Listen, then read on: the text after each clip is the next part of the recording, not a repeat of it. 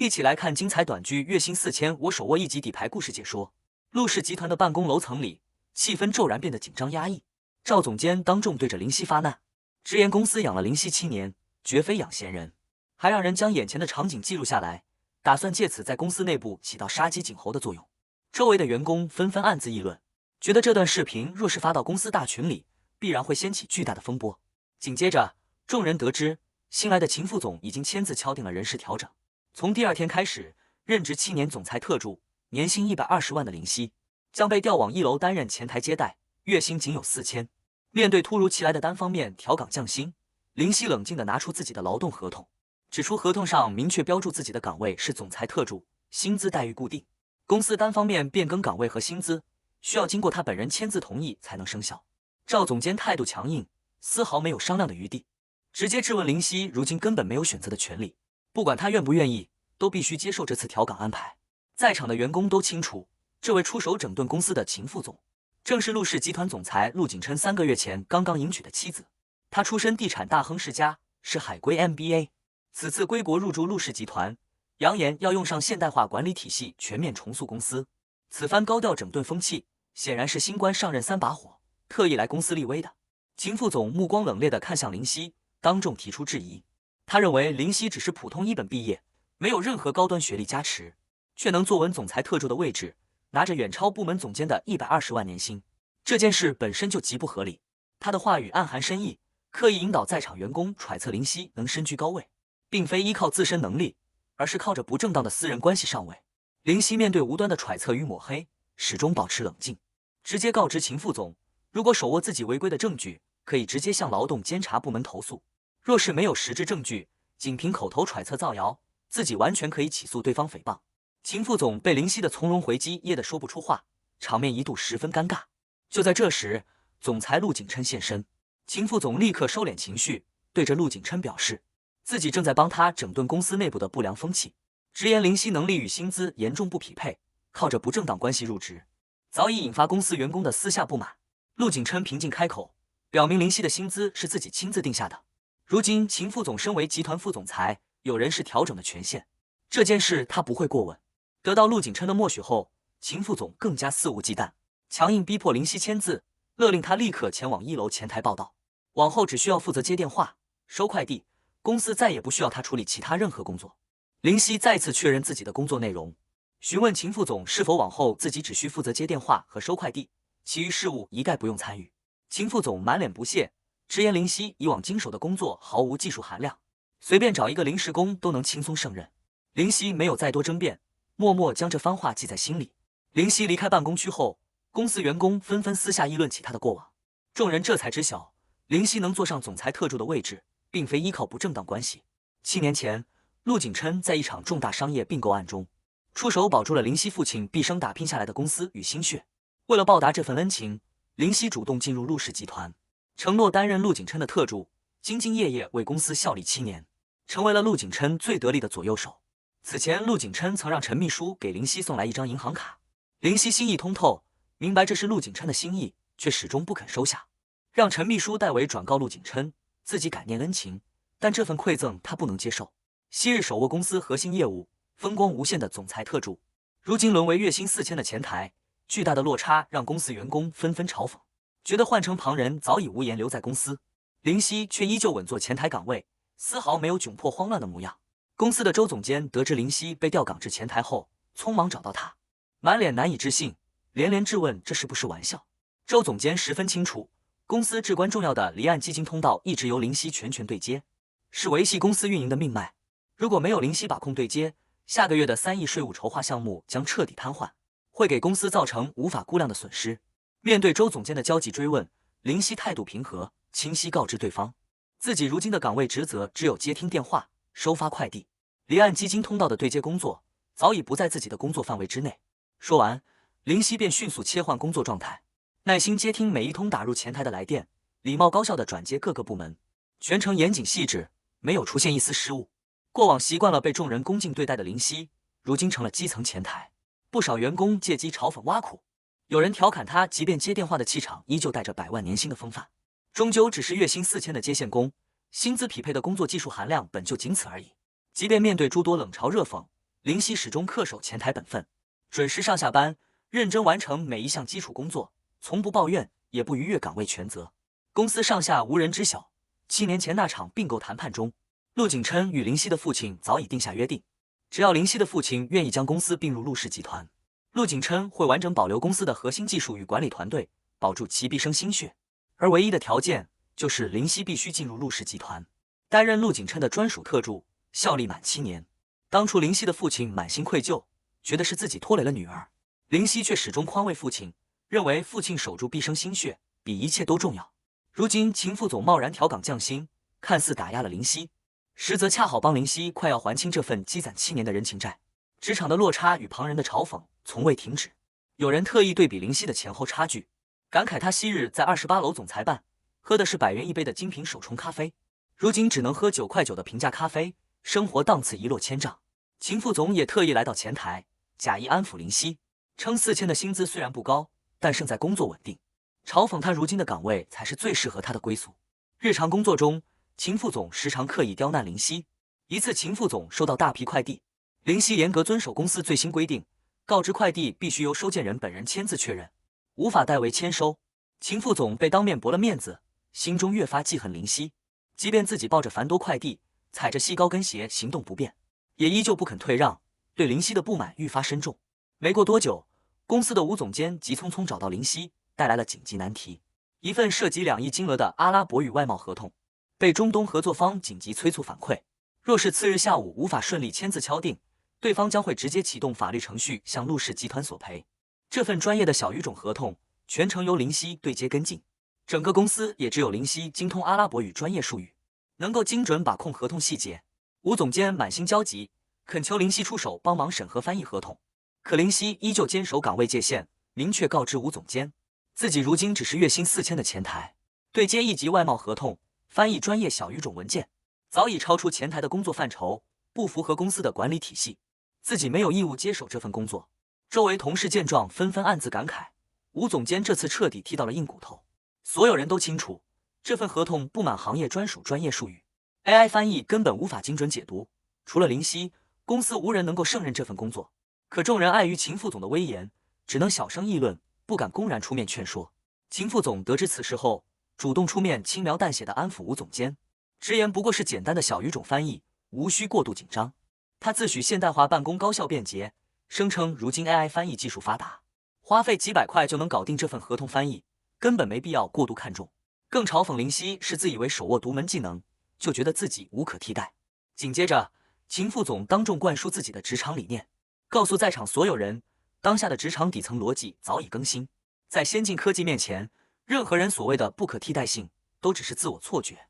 他直言林夕固守老旧的工作模式，早已跟不上时代发展，如今的前台岗位才是林夕当下最适配的归宿。林夕没有反驳，只是平静认同秦副总的说法，坚持只做好前台的分内工作。整个下午，林夕始终坚守在前台岗位，一刻不停地接听、转接各类来电，全程滴水未进，却始终保持零失误的工作状态。即便如此，麻烦依旧接踵而至。财务部门的周总监彻底陷入崩溃，紧急找到林夕，直言公司3亿的离岸基金税务筹划方案彻底崩盘失控，税务局已经直接致电追责，若是无法及时补救，后果不堪设想。周总监清楚，唯一掌握离岸基金密钥能够挽救局面的人只有林夕，他急切追问密钥的存放位置，恳求林夕出手挽救公司危机。面对周总监的万般焦急，林夕依旧恪守新的岗位规则，表明自己的工作职责仅限于前台事务，这类核心业务危机不属于自己的工作范畴，建议周总监向制定新管理制度的秦副总求助，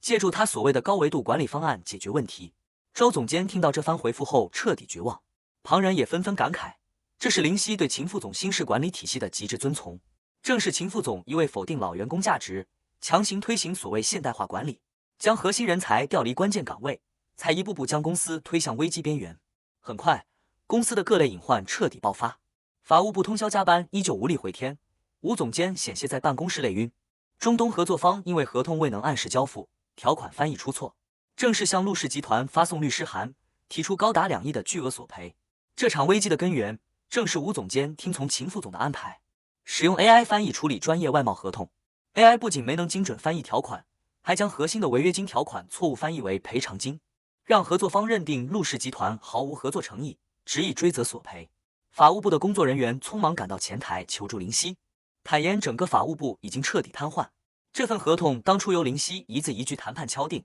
只有他清楚所有细节，恳请林夕出手挽救公司。可林夕始终坚守岗位底线，明确前台没有审核处理商业合同的权责，这是秦副总定下的公司规矩，自己只能严格遵守，实在爱莫能助。就在公司业务危机全面爆发的同时，陆景琛的身体也出现了严重问题。此前，陆景琛术后一直依靠林夕独家调配的康复营养餐调理身体，神经伤痛恢复效果极佳。可自从林夕被调岗后，公司其他人按照旧配方复刻营养餐，却私自改动了3项核心神经修复参数。旁人起初并不在意，认为只是细微配比差距，不会产生太大影响，却不知这份营养餐并非普通膳食，而是精密的术后神经恢复干预方案。参数的细微偏差直接引发了严重的神经炎性反应，导致陆景琛的术后神经痛大面积复发，病情急剧加重。陈秘书看着陆景琛剧痛难忍、冷汗浸透床单的模样，面色惨白，满心焦灼。医生告知，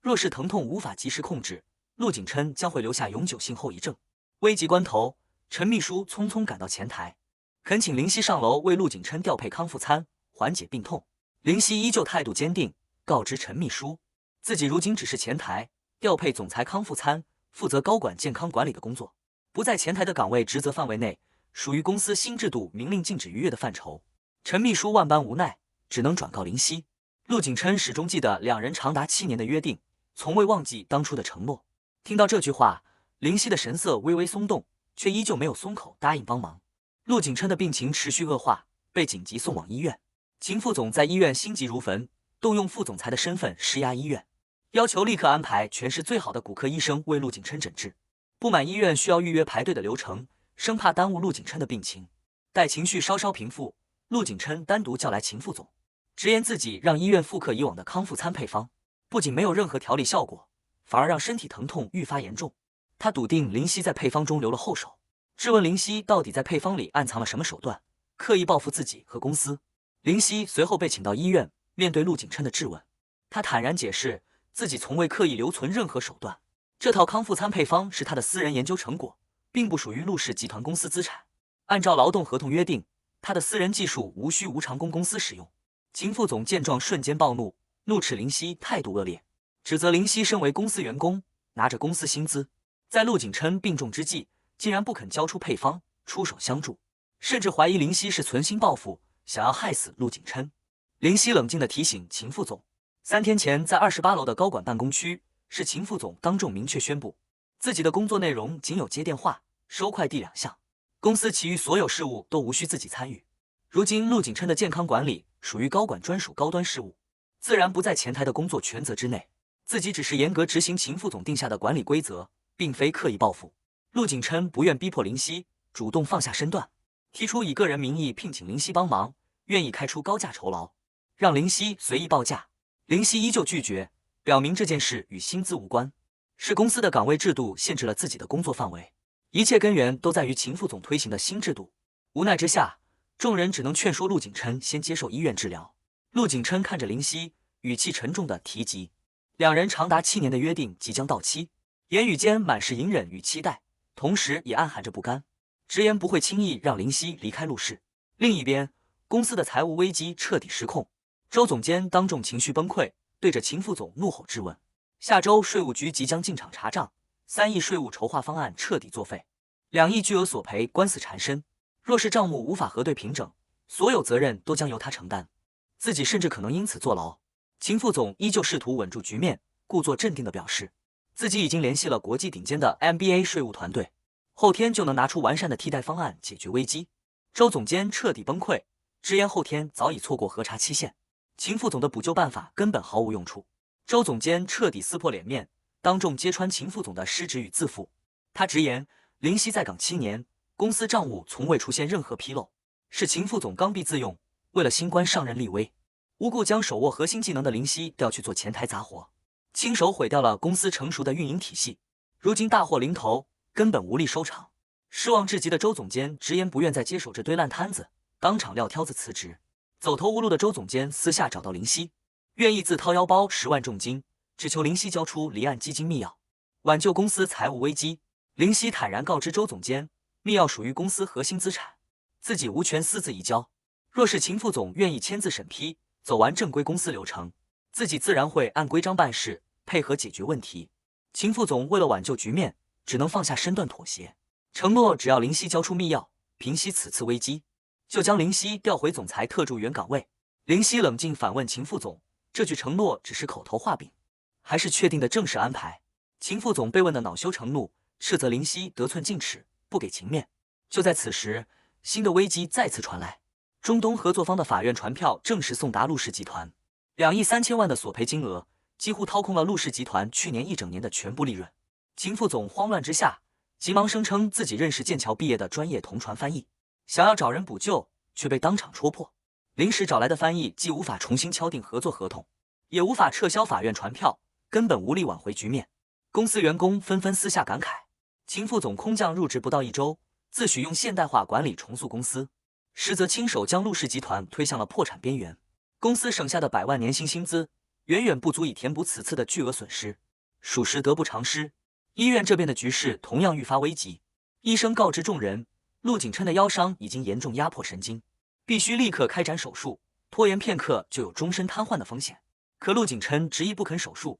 坚决要等林夕到场签字才肯配合治疗。他始终认定，只有林夕调配的康复餐能让自己彻底恢复，没有林夕的帮助，他绝不接受手术。陈秘书苦苦哀求林夕前往医院救人，坦言秦副总早已数次急到崩溃落泪，如今整个公司和陆景琛的安危全都系于林夕一人之手。可林夕态度依旧坚决，直言陆景琛是在用自身身体健康当作筹码要挟自己，既然是他自己的选择，便只能自己承担后果。他当下另有安排，无暇前往医院。秦副总彻底放下所有身段与骄傲，亲自找到林夕求饶，不断加价酬劳，从200万加到300万，只求林夕肯回公司履职，肯去医院劝说陆景琛手术。面对重金诱惑，林夕始终不为所动。林夕直言戳破秦副总的核心问题，他告诉秦副总，对方最失败的地方，就是始终以为所有问题都能用金钱解决，真正的价值一旦被人肆意否定、肆意践踏，就再也无法用金钱衡量，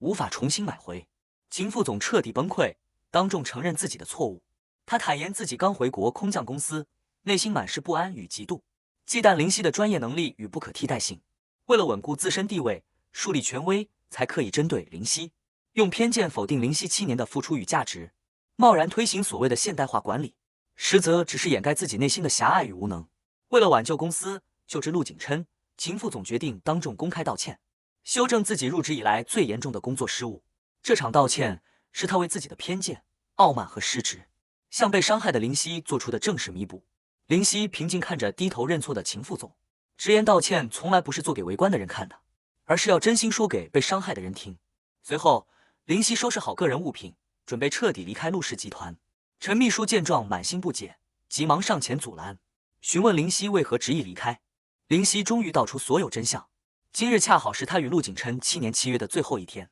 7年前，陆景琛出手保住父亲的公司，他许下承诺，无偿为陆氏集团、为陆景琛效力7年。如今7年期限已满，他终于重获自由，无需再被恩情与契约束缚。与此同时，陆景琛珍藏多年的旧档案秘密也被揭开。档案备注中清晰写着，7年契约到期后，若是林夕愿意留在陆氏集团，公司将为他翻倍加薪，并且永久开放林氏科技的所有核心技术共享权限。陈秘书疑惑询问陆景琛，为何7年以来从未向林夕提及这份优厚待遇？陆景琛缓缓道出心声，他不愿将2人的并肩相处变成纯粹的筹码交易，默默坚守7年，只是满心期许朝夕相伴的默契，能让林夕心甘情愿留下，而非被恩情和合约捆绑。可惜7年的默默付出，终究没能留住一心自由的林夕。离开陆氏集团的林夕，很快与许久未见的齐总重逢。齐总真心为林夕感到高兴，等候7年，终于等到林夕重获自由，